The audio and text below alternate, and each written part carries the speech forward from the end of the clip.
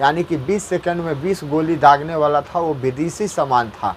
भारत कैसे पहुंचा? उसकी माँ जो है चाय बेचती थी, और चाय बेच करके कोई इतना बड़ा आर्म्स कैसे लेकर के आ सकता है। सर, आपका बहुत बहुत स्वागत है। जी, बहुत-बहुत शुक्रिया आपका भी। सर, जो कांड हुआ है अतीक अहमद के साथ में, उस पर आपका क्या प्रक्रिया है?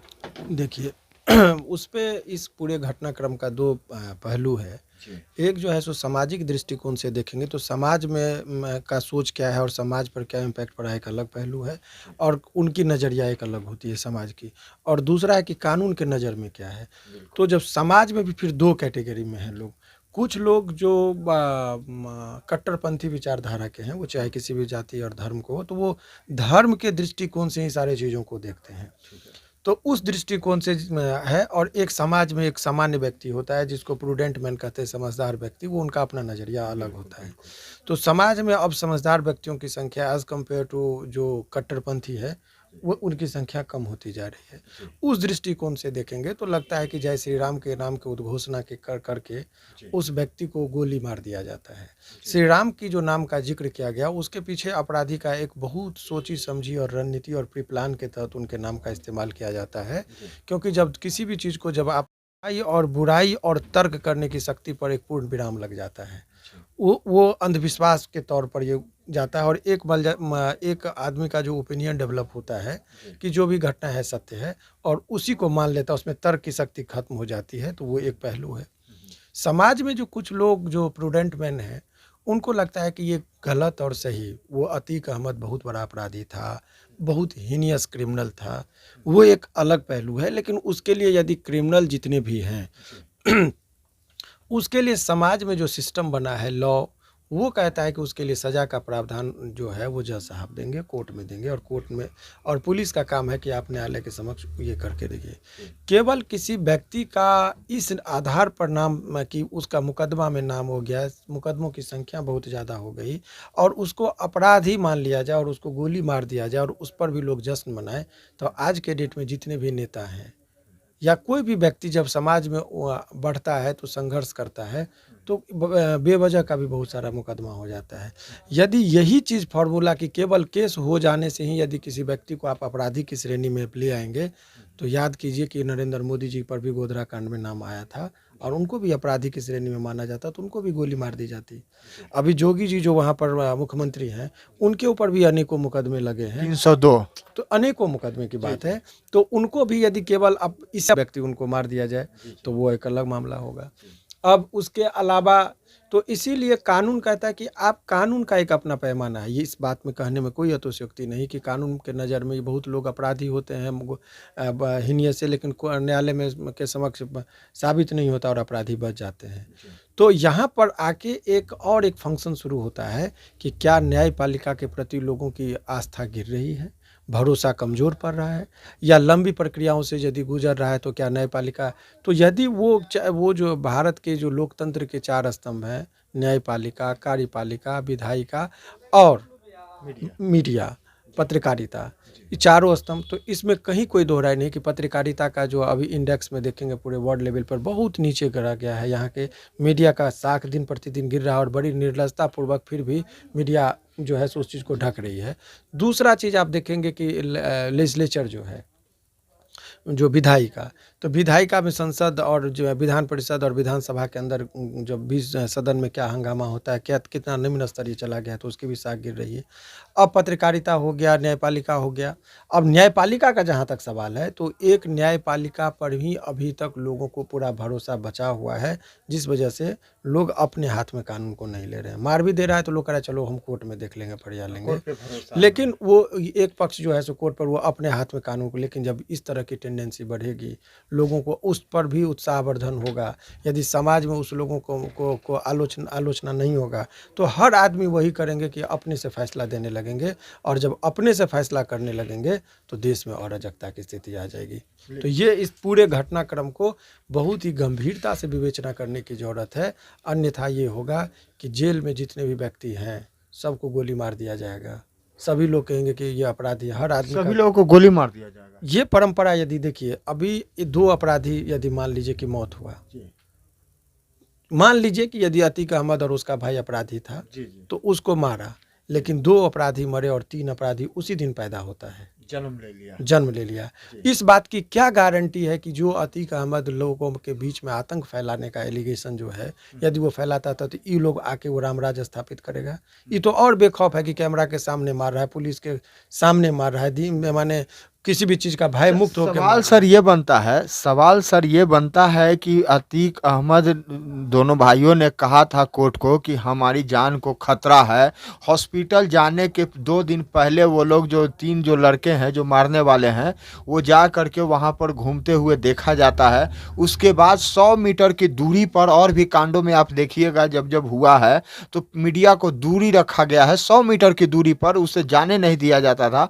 पुलिस की समझिए कि पूरी मैं मौजूदगी 4 रहती पॉइंट थी। बताऊँगा, आप जो जी। जिस दिशा में आप लेके जा रहे हैं, वहाँ पर सोचने पर लोगों को देखिए, एक हमारे लॉ में एक सिद्धांत है, जी।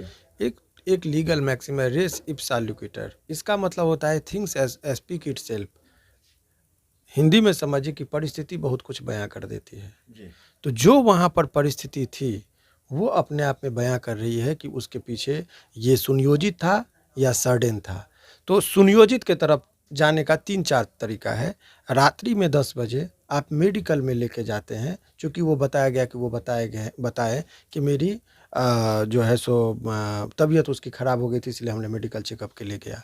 तो सडन था, तो वहाँ पर मीडिया पहले से कैसे थी? यानी कि आपका तंत्र जो था पुलिस में, वो उतना स्ट्रॉन्ग नहीं था। आखिर बाकी जो सब जगह पर स्ट्रांग था। लेकिन उस दिन क्यों नहीं था? नंबर 1। नंबर 2 कि आप जो है सो उसको आप पुलिस के पास अनेकों हथियार थे, अत्याधुनिक हथियार से लैस थे। जब वो मार रहा था, तो आप जवाबी फायरिंग नहीं किए। बिल्कुल। वहाँ तक नहीं था, कोई खबर नहीं थी। उसके बाद वो व्यक्ति खुद, वो जो वीडियो फुटेज है, जो आँखों देखी जो चीज़ है, संजोग ये था कि कैमरा के सामने था, आँखों देखी चीज़ जो है, सो वहाँ पर वो कह रहा है कि सरेंडर, सरेंडर, सरेंडर। तब उसको जाके पुलिस जो है सो पकड़ती है और वो समर्पण कर देता, बंदूक फेंक देता है। और वो तो इस तरीके से, तो वो आखिर क्यों?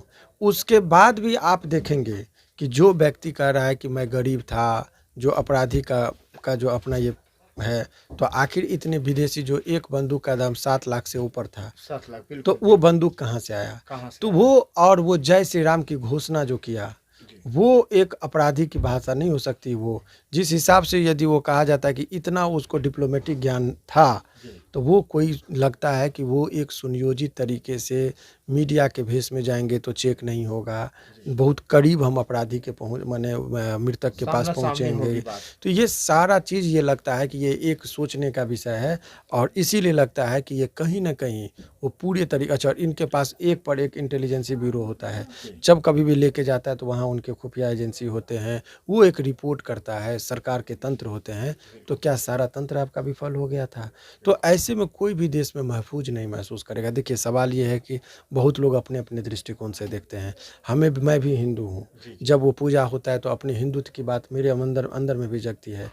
कोई मुसलमान है, मुसलमान भी बहुत लोग उनका विरोध कर रहे हैं, कह रहे हैं कि ये गलत था, अपराधी था। तो मुझे लगता है कि ऐसे मुसलमान जो उनको अपराधी कह रहे हैं, तो मुसलमान होके भी वो कह रहे हैं, यानी कि वो जायज़ बात बोल रहे हैं। जी, जी।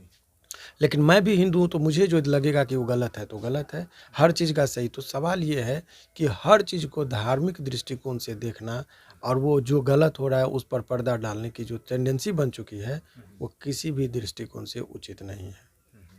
तो सर सवाल ये बनता है कि जब वो गोली चलाया, जब वो गोली चलाते हुए फायरिंग किया, अंधाधुंध फायरिंग किया, उसके बाद में पुलिस देखते रही, कहीं न कहीं शक के दायरे में आती है कि पुलिस इंतज़ार कर रही थी सिलेंडर का क्या?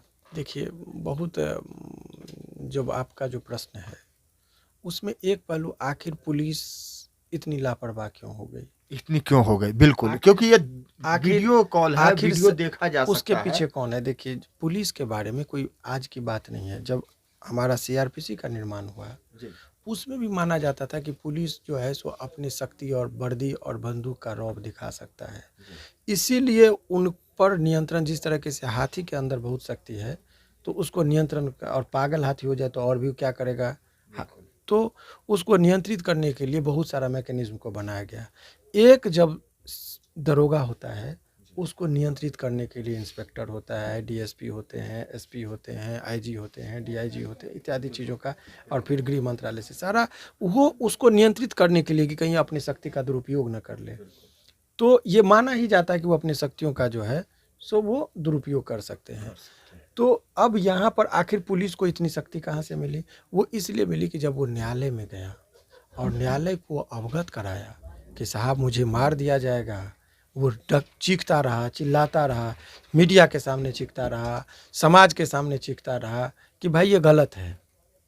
बहुत लोगों ने जोड़ा कि हथियार वो पाकिस्तान से मंगाया था, तब तो और भी उसकी महत्व बढ़ गई थी सरकार के लिए कि भाई आखिर पाकिस्तान के साथ उसका क्या कनेक्शन था। ये बात आता तो उसको और ज़्यादा माने पाकिस्तान को भी एक्सपोज करता है। तो इस पर ये यदि बातें आने लगी थी जिस हिसाब से मीडिया में, मैं इस बात की पुष्टि नहीं करता लेकिन चर्चा में थी, तो सरकार को संवेदनशील ही नहीं, अति संवेदनशील होना चाहिए। जोगी जी को गोली क्यों नहीं मार दी जाती? क्योंकि अति संवेदनशील होता है। प्रधानमंत्री जी पर कोई हमला चाह के भी नहीं कर सकता क्योंकि अति संवेदनशील एरिया घोषित कर दिया जाता है। तो ये व्यक्ति जब इतना बड़ा अपराधी था, और अपराधी आप कह रहे हैं, लेकिन मैं एक चीज़ और उसके साथ, ये निगेटिव के साथ साथ कुछ पॉजिटिव था कि वो निर्दलीय चुनाव भी 3 बार जीता था। वो लोकसभा का मेंबर भी रह गया था। तो वो यदि जेल में भी जाता तो उसके लिए वीआईपी कैटेगरी का चीज़ सुविधाएं होती है जो पूर्व विधायक और एमएलए एमपी को होता है। तो इस तरह के लोगों को आप, ठीक है आज सत्ता में आप हैं तो उनको इस तरीके से किया जा रहा है। तो मुझे ये लग रहा है कि कोई भी व्यक्ति की आज़ादी जो है सो महत्व रखती है। लोकतंत्र में सभी का अपना अपना, कानूनी प्रक्रिया से जो भी होता वो ठीक होता। वैसे कोर्ट का महत्व कम हो जाएगा, पुलिस प्रशासन ही सारे चीज़ फैसले को सुनाने लगेंगी तो बहुत चीज़, बहुत आखिर पुलिस पर अभी देखेंगे कि जब कभी आए दिन पुलिस पर अनेकों हमलाएं होने लगी है। तो आखिर जब आप हमारे रक्षक है तो जनता क्यों? अभी बिहार में बालू माफिया सब ने हमला कर दिया, आखिर क्या रीजन था कि अभी खुलेआम उनको पीटा गया? तो लोगों को गुस्सा कहीं न क्यों है? उसके पीछे है कि भाई असंतोष की भावना उन लोगों को संदेह की थी, जबकि वो हमारे संरक्षक हैं पुलिस। लेकिन कहीं न कहीं ऐसा कुछ कंडक्ट हो जाता है कि जो लोगों का गुस्सा पुलिस पर ही उतर जाता है। यानी भरोसा धीरे धीरे उस पर खत्म होने लगता है। जब होने लगेगा तो ये अराजकता की स्थिति आ जाएगी। और पुलिस भी तो हमारा ही पार्ट है, हमारे ही घर के कुछ किसी के भाई हैं, किसी के पिता हैं। तो पुलिस भी कोई बाहर से या मंगल ग्रह का प्राणी नहीं है, वो हमारे ही समाज के बीच में है। बड़े कंपटीशन और मेहनत करके नौकरी में जाते हैं। तो ये जो सामंजस्य है दोनों के बीच में, इसको बहुत एमिकेबली लाने की ज़रूरत है। और इस पूरे, यदि पुलिस को इतनी हौसला बढ़ती जा रही है तो कोर्ट को यहाँ पुनर्विचार करने की ज़रूरत है कि आपके पास आवेदन आया और आपने कहा कि कुछ नहीं होगा, और सुप्रीम कोर्ट तक गया। जब सुप्रीम कोर्ट से जब कोई राहत नहीं मिली तो इसको वो अदरवाइज यहाँ का शासन प्रशासन लिया और बहुत ही हल्के में चीज़ों को ले लिया, और जिस वजह से आज जो परिणाम आप और हमारे बीच में आया, तो ये जो है सो देख रहे हैं हम लोग। जी चलिए। तो साथियों, आपने देखा कि किस तरह से यूपी घटना पर शिवनंदन भारती जी ने अपनी बात को रखा। हालांकि इस खबर की पुष्टि हम लोग नहीं करते हैं, लेकिन कहीं ना कहीं इसमें सच्चाई है जो आज वायरल हो रहा है और खबर आग की तरफ फैल रहा है। पुलिस पर आवाज़ उठ रहा है, उंगलियां उठ रहा है, इसलिए कि उसके सामने गोली मारी गई और वो लोग जो है देखते रहे। आपको कैसा ये वीडियो लगा आप ज़रूर कमेंट में बताएं। आपका बहुत बहुत धन्यवाद।